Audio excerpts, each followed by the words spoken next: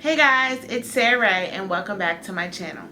In today's video, I will be talking all about pumping. So by the end of this video, I hope you have all the information that you need in order to enter the world of pumping.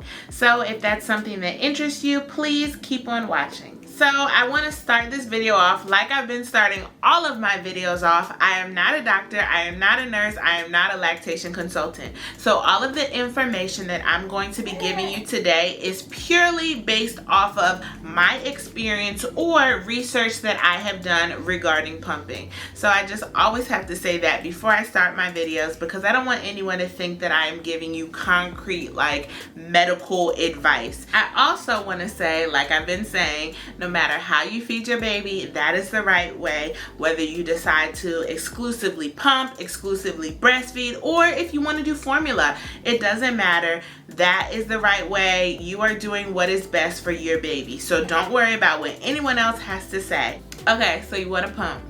Let's get you a pump. So do your research on what type of pump you need in order to have. Do you want a pump that you can just put in your bra and walk around the house in? Do you want a pump where you have to sit down and be plugged into a machine? What type of pump is going to best fit your lifestyle?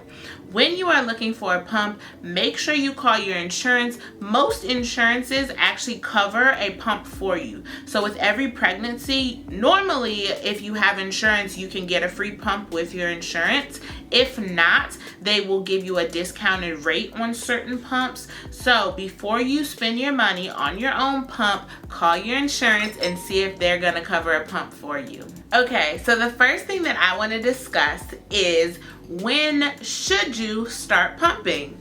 Do you start pumping at the same time that you're breastfeeding? Do you start pumping if you're not breastfeeding? When is the perfect time to pump? I think you have several factors that you need to think about before you start pumping. One, are you going to be a mother that is breastfeeding and pumping? Or are you going to be a mother that is just exclusively pumping? You also need to think about, how much time are you going to be spending with your baby? Are you going to be with your baby all day long? Are they going to be at a daycare and you're going to have to go to work? What is the amount of time that you're going to be with your baby? Remember, pumping is also a way of like feeding and stimulating the breast. So if you are a mother that is going to be pumping and breastfeeding, keep in mind that if you do double the work, you might have an oversupply of milk. Having an oversupply is not always the best thing. And I'm gonna let you do your own research on oversupply because I don't wanna get into that in this video. But just keep in mind, every time you either feed your baby or you use your breast pump, your breast is being stimulated, sending signals to your brain saying, hey, we need more milk. So pumping and breastfeeding might be kind of a area that you have to play around with your body. Everybody's body is different. In my personal experience, I am not someone that can regularly pump and breastfeed because I will get too much milk.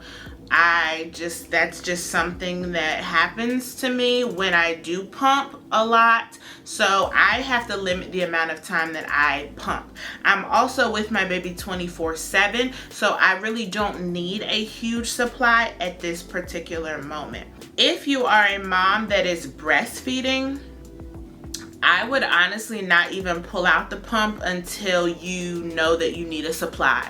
So maybe those first couple weeks, you don't even pull out the pump because you're gonna already be home with your baby 24/7 because they're so new. And at that point, you don't need a supply of milk if you're with them 24/7. So if you are pumping because maybe you want like a significant other or you want like a family member to give your baby a bottle, just keep in mind that a baby that is like fresh and brand new, going from the breast to a bottle might cause a little bit of nipple confusion.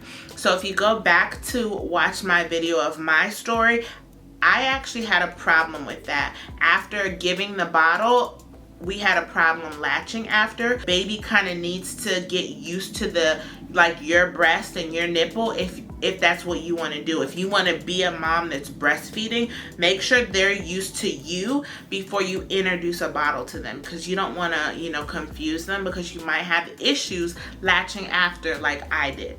So in the beginning, I just encourage you to, you know, if you are going to be a breastfeeding mom that pumps, make sure that your baby's used to yourself, and then play around with how much you can actually pump in order to get that milk supply that you might need if you are going back to work. I also encourage you to do your own research, look stuff up, ask lactation consultants, because they will be able to provide you with more direct information for your own body.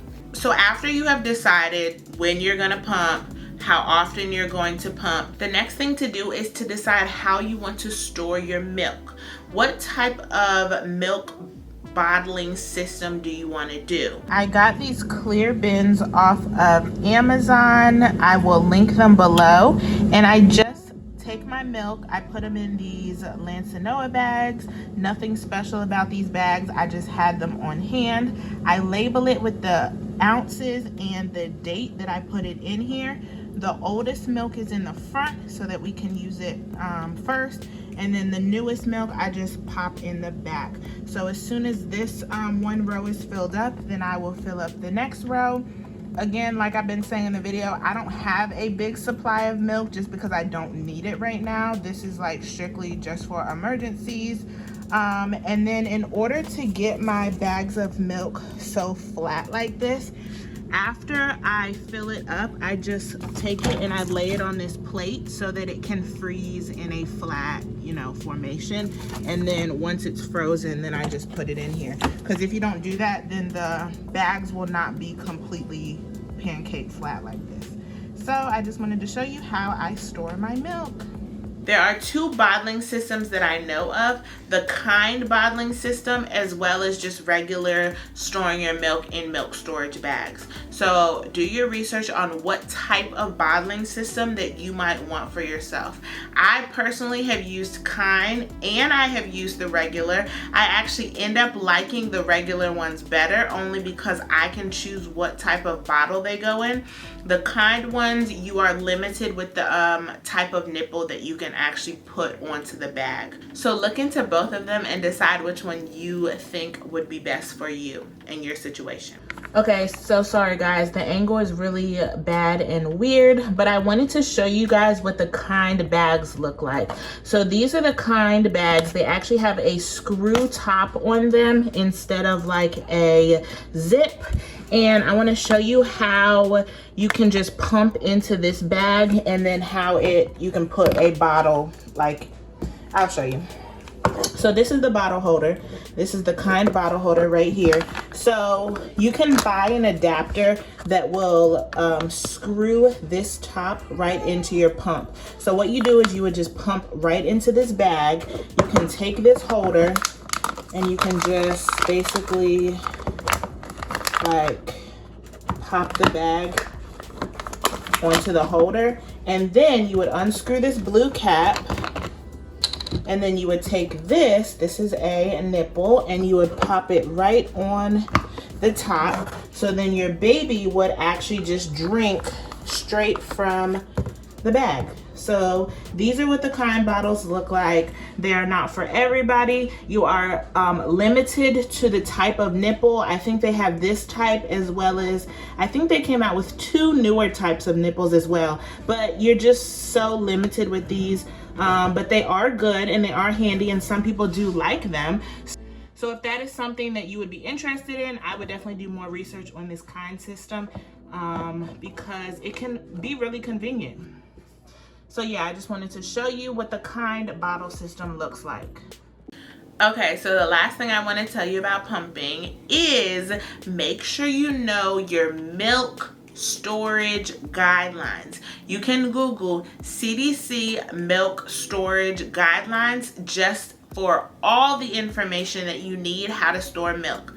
How long can you keep it out on the countertops? How long can it stay in the freezer? You want to make sure that you're not giving your baby bad milk or milk that has lost its nutritional value. I will insert a little, CDC guideline in short up here on the screen, but I also want you to go look and see and have that picture in your phone so you know exactly how to store your milk. So I know this was a quick, short video, but I think pumping is all about what you want to do. I don't think anyone can tell you how to pump. Pumping, in my opinion, is perfect for moms that have to work, for moms that are not with their child 24/7, or for moms that just want to take their own milk out just to use on the go. So I think pumping is awesome. I am a pumping advocate. I cannot pump a lot, but I do think having a good supply in the freezer is good just for emergencies and things like that. If you liked this video, please give it a thumbs up. If you enjoy my content, please hit the subscribe button. I would love to have you a part of the family. I make videos on motherhood, lifestyle, and a couple vlogs here and there. But anyway, leave a comment, and I will see you guys in the next video. Bye.